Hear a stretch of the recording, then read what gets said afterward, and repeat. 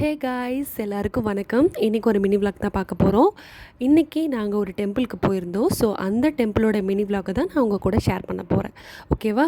நாங்கள் இன்றைக்கி பாடியில் இருக்கிற திருவழிதாயம் டெம்பிள், திருவள்ளீஸ்வரர் டெம்பிளுக்கு தான் போயிருந்தோம். ஸோ அதை பற்றி தான் நான் உங்கள் கூட ஷேர் பண்ண போகிறேன். ஓகேவா? இந்த டெம்பிள் வந்து ரொம்ப ரொம்ப ரொம்ப விசேஷமான டெம்பிள்னு சொல்கிறாங்க. 2000 இயர்ஸ் ஓல்டு அப்படிங்கிற மாதிரி சொல்கிறாங்க.